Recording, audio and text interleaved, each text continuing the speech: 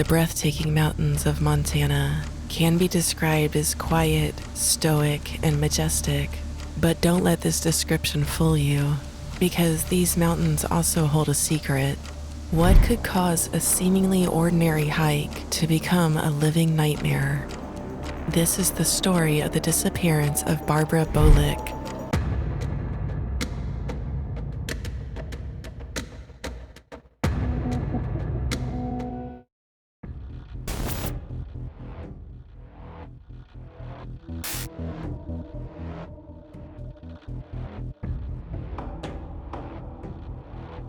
In 2001, at the age of 58, Carl Bolick retired to the town of Corvallis, Montana, along with his 55-year-old wife, Barbara.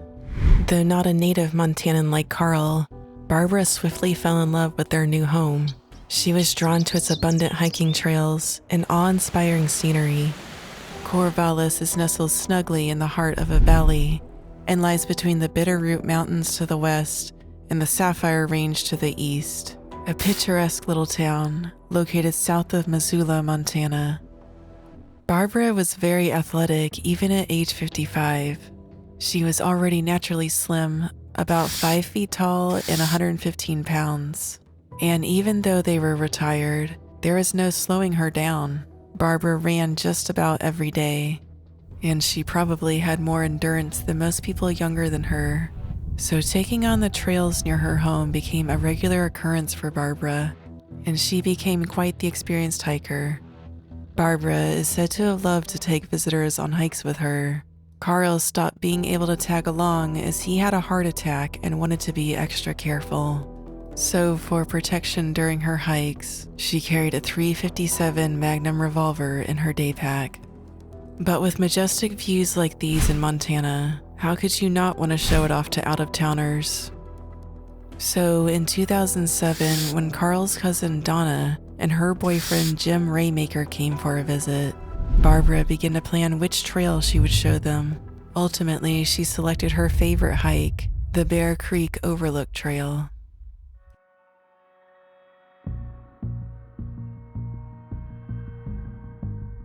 The Bear Creek Overlook Trail is about 5.2 miles round trip. It climbs a series of 22 switchbacks from the trailhead to the overlook, with a steady incline, for an elevation gain of 1,154 feet. Parking for the trail is located at the end of a very long road named Bear Creek Overlook Trail Road, and the trail begins directly adjacent to the parking area. This region is home to grizzly and black bears, and the forested area obscures your vision right up until you get to the overlook, which boasts a cliff overhang and stunning mountain views.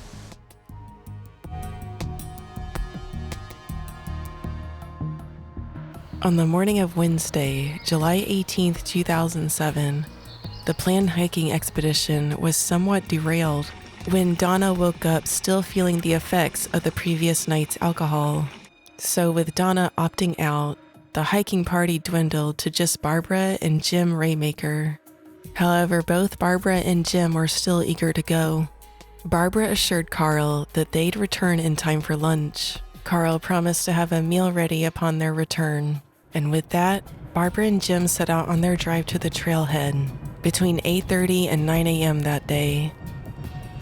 While they were gone, Carl kept busy working on a carpentry project. However, as 2 p.m. rolled around, his cousin Donna began to get worried. Barbara and Jim were due to be back by lunch, and it was getting way past that.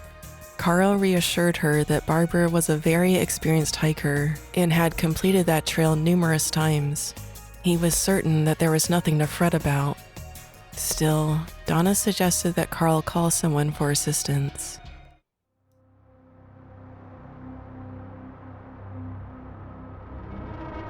Around 2:30 p.m., when Barbara and Jim still hadn't turned up, Carl began to pick up his phone thinking about who to call.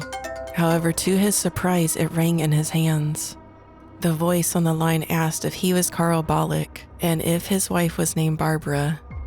Carl's heart sank into his stomach as he answered the questions.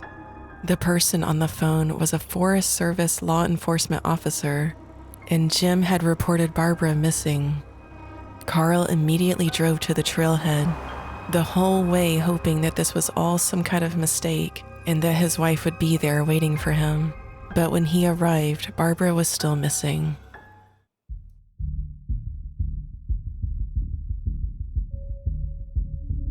Jim Raymaker stated that he and Barbara had completed the hike to Bear Creek Overlook that morning. They had taken their time to enjoy the view and to have a small snack. While on the trail, Jim and Barbara met two young men hiking with a dog. Jim said the group chatted for about half an hour and enjoyed the scenery together. Sometime in the pretty large window of 11:30 to 1 p.m., Jim turned to cast his gaze across the overlook for one last view of the breathtaking mountains. When he turned around to start the hike back, Barbara was gone. He said he'd only been admiring the view for about 45 seconds. He estimated that before he turned, Barbara was about 20 to 30 feet ahead of him. Jim said at that point he called out Barbara's name and looked all around the overview area. There was no response, and no sight of her. Jim hiked back down to the trailhead and found a construction crew working on the road nearby. He asked the workers if they had seen Barbara, giving them a brief description of her and what she was wearing that day. Barbara had brown hair and brown eyes and was, as I mentioned, a petite 55-year-old woman. She was wearing a black day pack that contained, among other things, her .357 Magnum revolver. That day, she was wearing tan shorts and a pastel-colored shirt.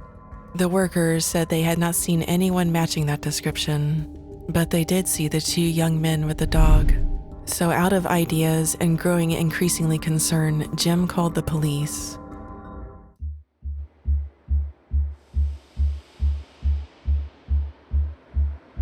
Barbara unfortunately did not bring her cell phone with her. In the frantic first 48 hours of her disappearance, several helicopters, including Life Flight, Care Flight, Homeland Security, and the National Guard scoured the area. Search teams from various agencies, including the National Guard, Homeland Security, the Sheriff's Office, and local search and rescue teams, as well as neighbors and friends of the Bolicks, all joined in on the search efforts. Utilizing infrared devices and search dogs, these groups combed the trails and surrounding areas. All of these eyes looking for Barbara Bolick, and not a single clue was found. There were no clues and no scent for the search dogs. It was like there was no trace that Barbara was even at the trail that day. The police were left with only Jim's story, and the only other witnesses that could have provided information on the case, or at least confirmed that Barbara was even there that day, were the two young men with the dog. Police put out a plea for anyone with information regarding the identity of the two young men. All they knew from speaking to the construction crew and Jim Raymaker was that the men appeared to be in their 20s, both reasonably fit and tanned. One was notably darker than the other.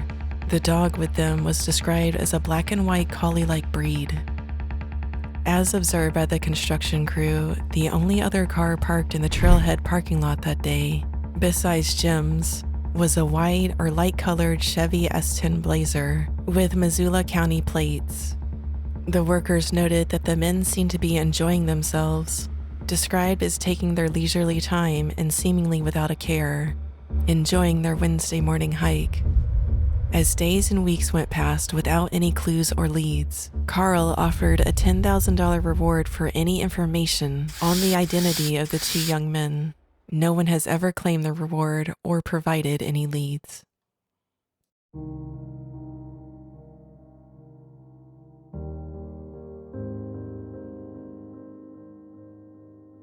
Jim Raymaker was a fairly recent acquaintance to Barbara. He's been described as a friend or boyfriend to Carl's cousin Donna. Nothing too serious. But to Barbara, he was practically a stranger. Perhaps he read the situation wrong and made an inappropriate advance toward Barbara. Maybe she rejected him, and maybe he was embarrassed so he hurt her or something worse.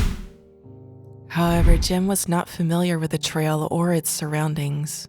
It seems unlikely that he would have been able to plan or even pull off an impromptu murder or abduction, and then hang around asking people about Barbara and speaking to the authorities, especially with no evidence of foul play found by investigators. Jim Raymaker was also completely cooperative with the investigation.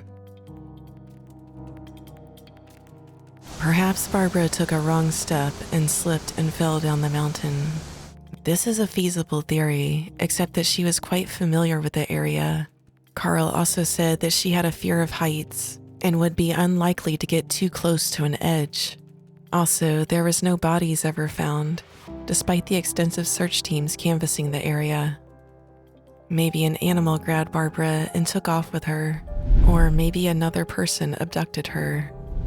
The overlook area is composed of something called loose shale, which makes a distinct loud crunching sound when stepped upon.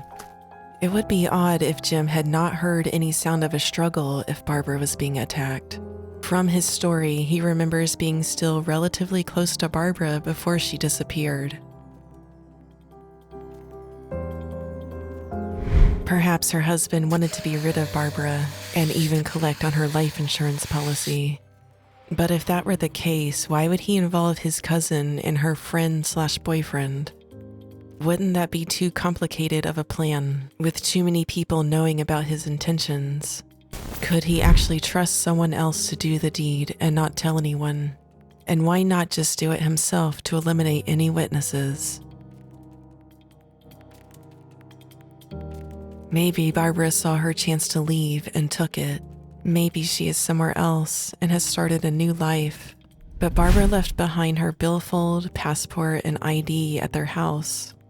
All of her childhood mementos were at the house. She also had her beloved cat and dog there as well, and Carl just couldn't believe that she would want to part with them, as well as all her family and friends. Carl said he had a hard time believing that she would leave all of that behind. As mysterious occurrences go, this one is baffling. How could a person be there one minute, then seemingly vanish in the next? With the lack of clues and only Jim's story to go on, we were left to come up with our own explanations, although none of them seem to be quite right. Barbara Bolick's disappearance remains a mystery in the beautiful yet unforgiving Montana wilderness.